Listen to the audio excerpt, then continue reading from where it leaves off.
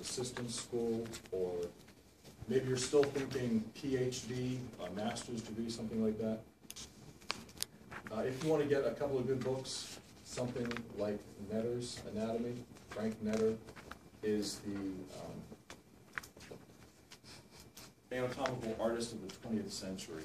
This is a textbook that is in every single medical school on the planet. You see it? Netter, N-E-T-T-A. There's an app for that, too. It's oh, that's, okay, yeah, I'm sorry. There's probably an app for that. $9. There's an app for that. It's worth every nickel, quite frankly. It goes, obviously, it goes into great detail, but it's really good. It really shows some great images, and if you're planning on really learning anatomy, that's a good book to use. Guidance for Physiology, very well known. Lippincott's Biochemistry Review is a really good book. It's for somebody who's interested in learning more about biochemistry.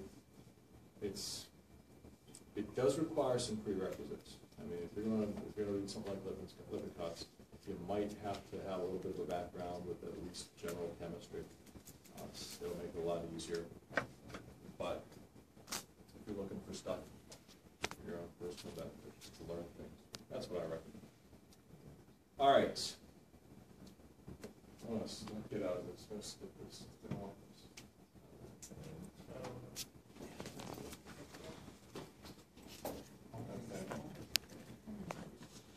What was the physiology book? Guyton. Okay. Is the author G-Y-T-E-N. But you get a great deal of physiology from the Lippincott. I said it before. Once you understand cell biology and cell physiology, medicine becomes inevitable. You'll learn in cell physiology, cell biology. You learn structures, you learn how they work. Once you understand how they work, then you understand when they go wrong, what happens when they go wrong, and then it'll just be inevitably how to fix them, if you can fix them. Everything that goes wrong in the body goes wrong at the cellular level, so everything that we use to fix the body, we use to fix at the cellular level. Good stuff. All right. I'm going to talk about, I know I'm jumping ahead a few pages in the book, and you're probably familiar with the term metabolism anyway. You're probably familiar with the term proteins. You're probably familiar with the term carbohydrates and lipids or fats. So I'm going to jump around a little bit, but I want to give you just kind of an overview. And the reason for that is because we have 35 minutes left or so, and I think right now everybody's like, all right, that last chapter was kind of boring, although there was very interesting and entertaining information about the gastric, or the acute gastritis, but otherwise, I think we want to be done with that stuff. So this is going to be a little more interesting, hopefully. Proteins are very important in our body. If some foreign entity came down from another planet, another galaxy, took some of us away, some of us would be missed. Others might not be missed as much. I don't want to mention any names, that would be indiscreet.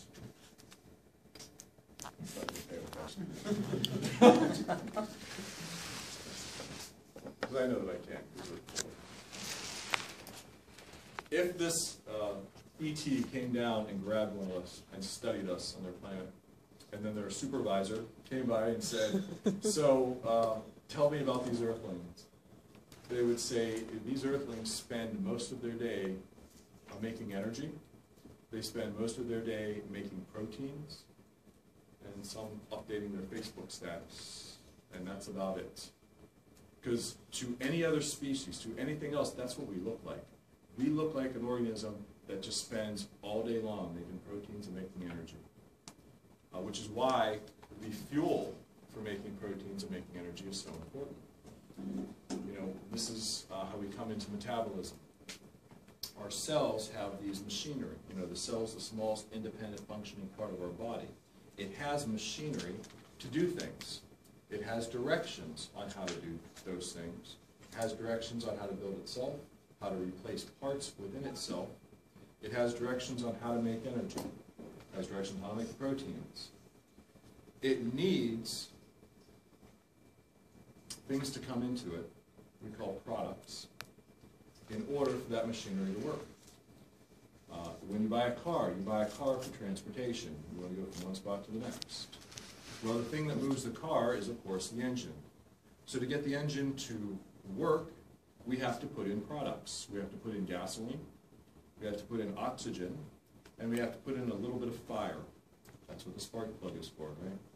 So when we mix this oxygen, gasoline, fire mixture together, oxygen and gasoline together, and put a match on it, it creates an explosion.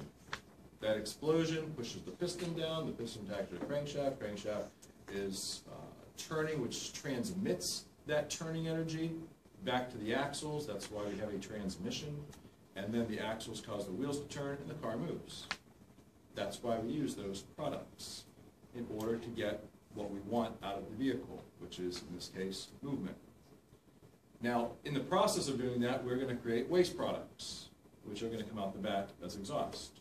And those waste products are going to be things like carbon monoxide, CO, right?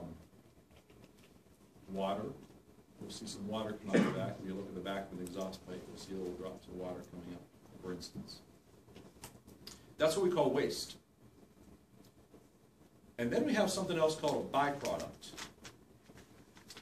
As these explosions are happening, and these pistons are being pushed down, and all this turning is happening with all these gears, we're going to create friction. And in creating friction, we're going to create heat. And if you put your hand near a car engine, you will feel the heat. And the more the car engine's been running, the more heat that it will give off, until it gets to a certain set point. Now, if you put your foot down on the accelerator and just keep it there and run it at higher RPMs, it's going to run faster, it's going to use up more products, it's going to create more waste, and it's going to create more heat. Or vice versa, if you really turn the idle down so it's barely running, it's going to use less products, create less waste, and it's going to create less heat. All of the cells in our body have machinery that we want to do things. We want them to make proteins, we want them to make energy, we want them to make hormones, we want them to make cholesterol transporters. How do they do that? Well, we have to bring products in. Products like glucose, sugar, oxygen, and a little bit of water. And in the process, we're going to create waste. And the waste will be things different from cell to cell. It might be something like carbon dioxide. And what do we do with that waste? So, Get rid of it by breathing out. And of course, we're also going to create a little bit of water as waste. And you know this in the wintertime, because you can go and see your breath. Not too different from a car, because we're also going to create a byproduct. And that byproduct is heat. That's why our body temperature is 37 degrees, or 98.6, approximately. Good average, we'll say, right? Because we now know that those numbers they give us, they're really just a good average.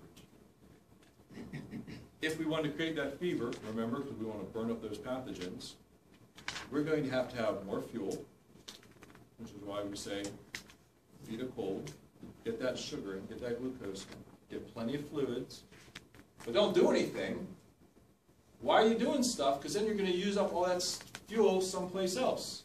So the doctor says, have the chicken noodle soup, get plenty of fluids, and rest, right? We don't want that go into our muscles. We don't have to use our muscles. We want to go into the cells that are really focusing on getting this thing out. And that's going to run our engines a little faster, and that's going to increase the heat. And a little bit of fever. Makes sense? And of course, if we start to burn up our own cells, create too much heat, then we starve of fever. You take that nutrient away, take that glucose away, so that we're just running lower idle. That's what metabolism is. So things that drive our metabolism, things like the hormones, triiodothyronine or thyroxine, which you've probably heard of as T3 or T4 that come from the thyroid, these will increase our metabolism. These will increase the rate at which these things are done, at which proteins are made, at which parts of cells are rebuilt, which is why you'll see these people who have hyperthyroidism are going to have less weight. They're going to be thinner because they're going to burn through all this fuel. So once you understand how we use these fuels as a part of metabolism, all this other stuff will start to make a little more sense. You'll say, oh, that's why the patient looks like that. That's why the patient doesn't look like that. We start taking away glucose. You can't make energy without glucose. You can't make oxygen. You can't make energy without oxygen. You start taking away glucose, you can't make energy. Can't make energy, then we have a problem. Because if the cell runs out of energy, the cell dies. If the cell dies, now we got a big problem, because it's not going to come back. So what the cell will do is it will turn the idle down. Run it slower. Now the patient's not going to say, my cells have turned their idle down. My patients, or your patients, are going to say, I'm tired. The patient's fatigued. They have lethargy. They have mental dullness. They have a decreased cough reflex. They have increased urinary tract infections. All those things mean is that their cells aren't working at the speed they're supposed to. They're not working with the force they're supposed to. That's what we call a low energy state, the most powerful concept in medicine. Low energy state. Take the fuel away, energy goes down. Now where do we get fuel? We get from glucose, right? Sugar. That's a great source of fuel. We want our calories. Now, most of us don't just eat straight glucose. We eat other things. We eat things that are full of carbohydrates. And what do you know about carbohydrates? They're complex sugars. Energy source? Yes, they're an energy source, definitely. But what else do we know? Well, what have you heard? They burn slow. They burn slow? Kind of. We'll get there. Sort of. How so? Excess carbohydrates turn to fat. Excess carbohydrates turn to fat, that's true. Excess fat turns to fat. Here's what's going to kill you. Excess proteins turn to fat. Look it up. Why I'm dying. If you're taking too much of anything, the body doesn't need it, it's going to store as fat. Check the pathway. Check glycolysis. Watch it get kicked out to the side over here. Back into protein? Nope, back into glucose. Back to gluconeogenesis. Back into storage. Taking too much of anything, it's not good. You've heard that carbohydrates are bad. You've heard they make you fat. I've been out with the people, with the friends. I'd see them get the cheeseburger and the fries, and they take the bun off. And I'd say, what are you doing? And they say, I don't want all the carbs to get you fat. I'd say, no. The rest of that is the problem. That bun is not. Have you seen the picture of the people in the prison camps where all they ate was bread and water? Were they fat? No. Clearly bread is not the problem. It's quantity. Remember the best exercise for losing weight? Pushing yourself away from the dinner table. It's quantity, taking in too much carbohydrates. But here's the thing, about 65% of your diet, up to about 65% of your diet, should be made up of carbohydrates. That's a lot. Well, that means we must need them for something. Thank you.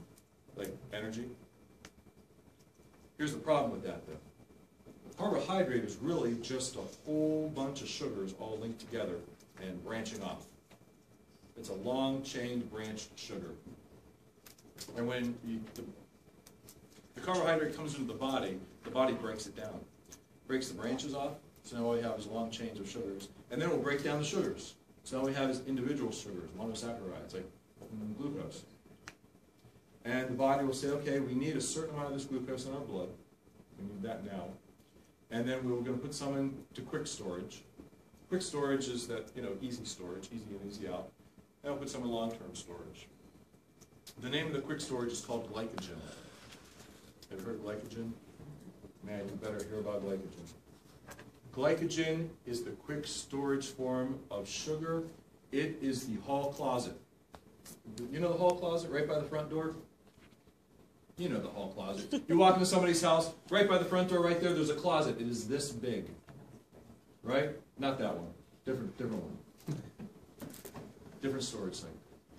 Hall closet, this big. You can hang 5 winter coats in it, and that's about it. But it's perfect. You come in, you take off your winter coat, you hang it up, it's very convenient. It's right there. Quick to store. And then when you're leaving the house again, last thing you do before you leave, you reach in, you grab your coat, put it on, you're out the door.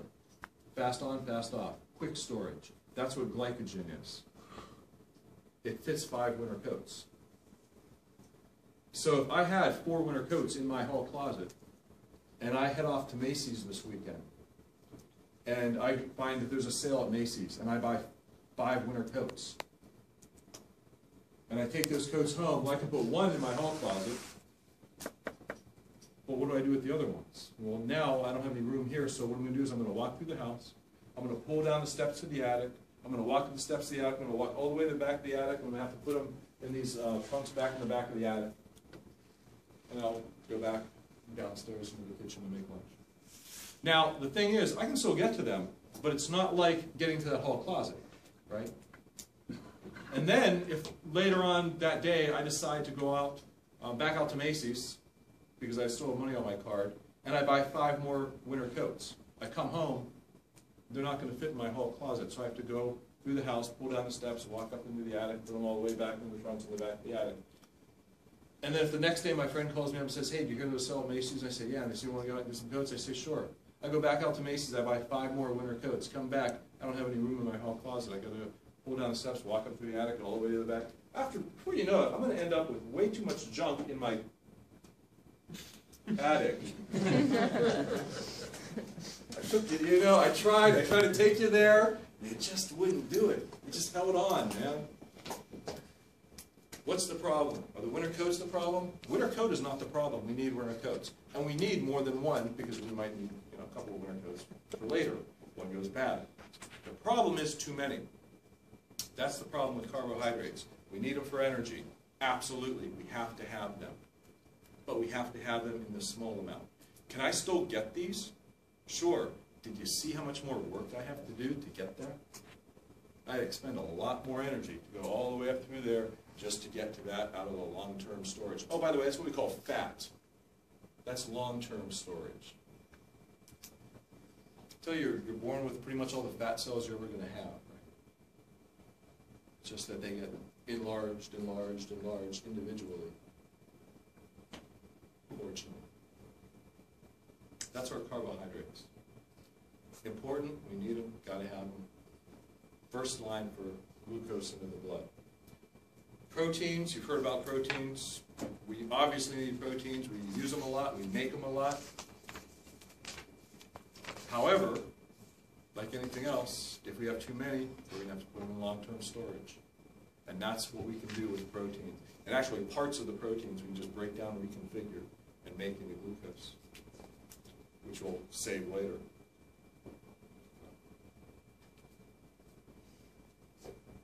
Fats, you know about fats, well, you know about fats, right? Fats are, well, fats. They give off a lot of energy because you have to expend a lot of energy, but they give off a lot of energy. But they're not ideal. They're good for long-term storage. We have to have them. But we have to have those good fats, the ones that we can use to make those steroid, those cholesterol molecules that we can later make the steroid hormones out of. The good fats are, of course, the ones that are saturated or unsaturated? Unsaturated. Unsaturated. Saturated fats are the ones we don't want. Unsaturated are the ones we do want. Good way to tell the difference, saturated fats, solid at room temperature. Unsaturated fats are fluid at room temperature. What makes them saturated, what makes them unsaturated? If you look at the molecule of fat, there's this long, straight chain of carbon atoms. And the thing about carbon atoms is they like to be joined up with other things, or other things, in fact. So if we have a long chain of carbon atoms, we'll see carbon to carbon to carbon to carbon to carbon to carbon to carbon to carbon to carbon. And then we will see each of those carbons is going to have a hydrogen ion attached to it. One on the top, one on the bottom, one on the top, one on the bottom, one on the top, one on the bottom, top and bottom, all the way down to the end, which is going to have 3 hydrogens attached to it. So each one has a connection on 4 sides. That makes a nice straight chain, and we put a nice straight chain on top of another straight chain on top of another one, creates a nice solid at room temperature. You can change that with a little bit of heat, but at room temperature, it's still solid. If we took off some of those hydrogens that were attached to those carbons, what would end up happening is a carbon wouldn't just attach to the carbon next to it, it would double attach. instead of one attachment, it would have a double attachment. So then it would feel like it had 4 attachments all the way around it, like a carbon atom likes to have. That's what we call a double bond. And in chemistry, you'll see that in just a little bit on Saturday. Now, the thing about the double bond is it causes the molecule to kink. So we don't have straight on top of straight on top of straight. We have these kinked molecules, and they do not stack well. So for years, you've heard about butter is better than margarine. Or actually, margarine is better than butter. Oh, no, wait. Butter is actually the better. If you're going to have one, have margarine, because margarine is better. Have you heard this argument for the past several decades? No. Why do they keep going back and forth? They're both solid room temperature, right? They both act like that saturated fat. Now, if we want something that tastes good, what we'll do is we'll add some hydrogens to those kinked molecules. We won't add completely. We'll only add part of those hydrogen atoms to that molecule, or at least part of the molecule will get the hydrogen atoms. And you'll see this on the food label, and it will read partially hydrogenated something, something, something. They're telling you right there. It did look like this, but we threw some hydrogens on it, so it stacks like this, and now it tastes better. Doesn't mean it's good for you, but it tastes better. And of course, the problem is, what you've heard about now recently in the past couple of years, is when you have one of those fat molecules that does not have all the hydrogens on it, but when the hydrogens are that are on it are on opposite sides instead of both being on the top of a molecule, which is what we saw. Say it was a cis configuration.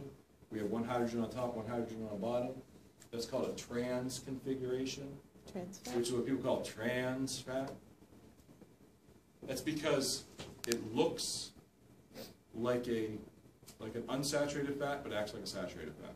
That's the problem with it. Why it doesn't know what to do with it. So it just stacks up. Now the problem is, what I see as the problem, is that people with a lot of power and a little bit of knowledge have decided that we should ban all trans fats because they're going to kill the public. Instead of saying, the reality is, if you keep your total fat intake to a minimum, then you will automatically keep the trans fats to 0 or near 0. All you have to do is keep the fat content in your meals to the minimum. And then all the trans fats won't even matter. But unfortunately, we live in a society where people eat a lot more fats than they should. For instance, you should have about 30 grams of fat a day. Now the thing is, that's if you want to maintain, right? Problem is that one Big Mac has about 30 grams of fat. No, I'm sorry, not a Big Mac, a triple bun burger from that McDrive-through place. I am not getting sued. About 30 grams of fat in that one burger, and about 30 grams of fat in the fries that accompany it. So that's enough fat for 2 days in that one meal. In that one meal that you get on the run. That's a problem. Not to mention the salt that goes along with it. And then if you get a big soda that's nothing but empty calories. That's a lot of extra sugar, a lot of extra fat people are putting in their bodies. It's not good for you. Yes. Next time, imagine the child getting some of those fries out of your large fry. Pinworms. And what he's putting in there along with it. The eggs. The eggs, yes. That'll take the taste out of anything. That's the kid that's working there, right? Yeah, unfortunately. That's pretty gross to think about, but yeah, that's exactly it. And they scratch their head a little bit.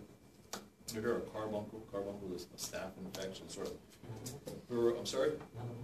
Yeah, kind of burrowing through the scalp, very common.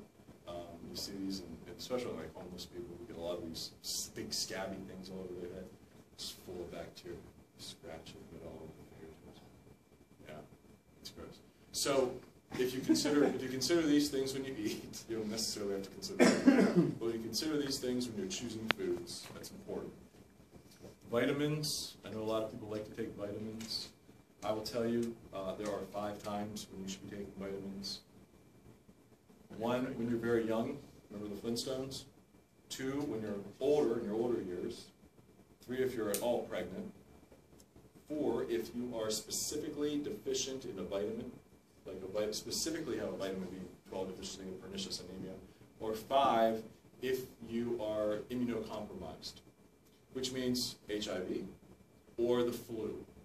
Either one of, anything along that spectrum in a disease state that puts your immunity somewhat diminished. So anytime like that, you should be then you take the vitamins. Otherwise, you should be getting them from the foods that you eat. What about physical training? Like intense physical training?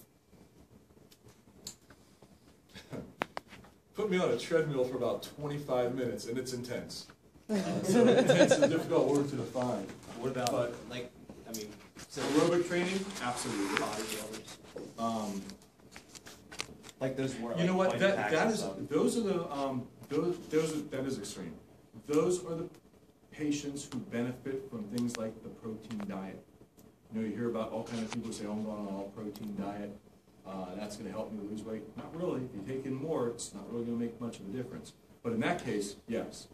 Anytime a person is going to be expending a lot. But even then, if they're not immunocompromised, it's not really going to be that much of a benefit. They should still be just getting all their nutrients from their food, even the protein. Allowing them to get their quick protein shake. Still recommend real food. Women are often diagnosed with iron deficiency anemia. A lot of women will tell you they're anemic, and you have to assume they mean iron deficiency anemia, but you don't assume, you ask them. A lot of people still believe that women are more likely to have iron deficiency anemia because they menstruate. They think, well, that is why women are always low in iron. That's not true. Women under 40, still the number 1 reason for iron deficiency anemia is diet. They're just not getting enough in their diet. And this is something that actually absorbs in the duodenum, the iron does. But it doesn't absorb very well unless you take it with Orange juice. vitamin C. And orange juice is a great example. You get that vitamin C with it. But for a bodybuilder, extra vitamins, not really necessary. Extra nutrients, definitely necessary. Yeah.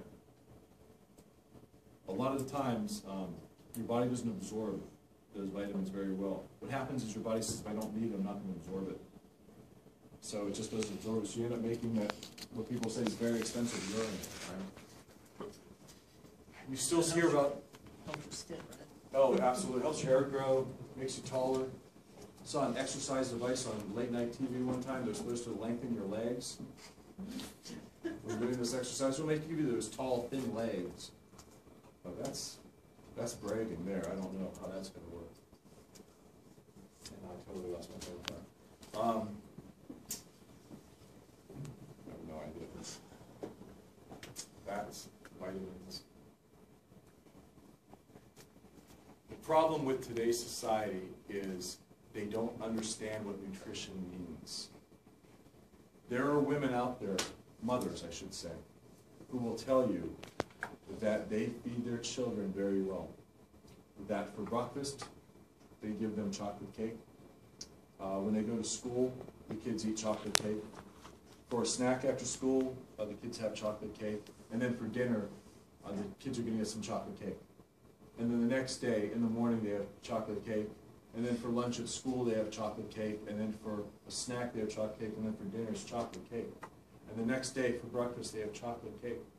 And you will say to this mother, that is a horrible diet for a child, because we know better. Chocolate cake is delicious. I love chocolate cake. But it's meant as a snack, or meant as a dessert, or meant as something you have once in a while. But she will say, yeah, but there's milk in chocolate cake. Milk's good for you. There's eggs in chocolate cake. Eggs are good for you, but we know that the little bit of benefit you get from that, you get a lot more bad stuff. So we know that you don't feed your child chocolate cake. Now the reality is, I'm not saying there are mothers out there feeding their kids chocolate cake. What I'm telling you is there's mothers out there feeding their kids the McDrive-thru in the morning. They go bring the kid to school. At school, the kid gets some of those chicken nuggety things. I don't even say chicken nuggets, because it's really just chicken fat that's deep fried.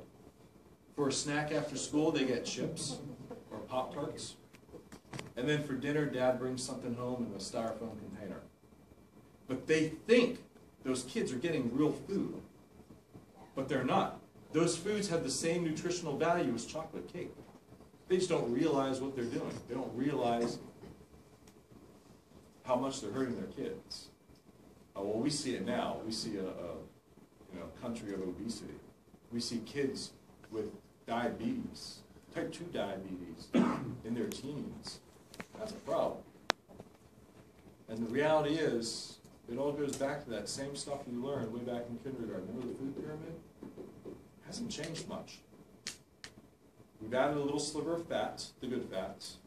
We say when you eat the red meats, eat the lean in red meats, cut back a little bit on dairy, but otherwise it's pretty much the same food period. And get outside and move around. Same stuff.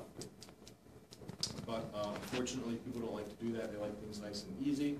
It's a lot easier to go through the drive-thru. It's a lot easier to have them eat the chips rather than to say to them, have an apple or some grapes. Thankfully, there are kids out there who will only eat apples or grapes. You hear about these stories every once in a while. I thought it was a myth, but you hear about these kids every once in a while. Parents will say, my kid won't even eat chocolate chip cookies. Give them to me. Oh, it'll work out perfectly. Eat the grapes and the apples. But the parents will say, well, my kid won't eat that. I'm telling you, if your kid's hungry enough, he will eat it. That apple will taste like fried chicken. It'll be the best food he's ever had in his life if he's hungry enough.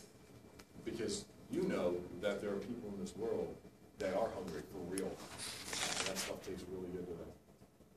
So, I know this was a little bit about metabolism. I hope you understand metabolism a little bit better. It's a very quick overview, very quick breakdown. I hope you understand carbohydrates and fats and proteins a little bit. Proteins are really just built up of amino acids, right? Stuck together, held together with bonds of basically glucose. So we break up these amino acids, take them in, your body breaks them up. These amino acids are like Legos. You're familiar with Legos, right? The little plastic blocks, and you can, they hurt when you step on them. Yes, don't step on them, they do hurt. But you can take a bunch of Legos and you can build them together and make a castle. And then you can take those same Legos, take them apart, and put them over here and make a car.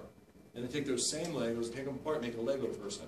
And then take those same Legos, take them apart, in another configuration, you can make something totally different, a spaceship. We do the same thing with proteins. We have these amino acids that we take into our body. We break them down, take them apart the Legos. And then our body says, well, we need these proteins built up. So it takes those, sticks them together in one configuration, and now we have a new protein. That's called anabolism, building things up. Or when we take these things in, where the body says, well, we don't need this protein, we're breaking down old cell parts, we take that protein apart, back into the individual Lego blocks. That's called catabolism.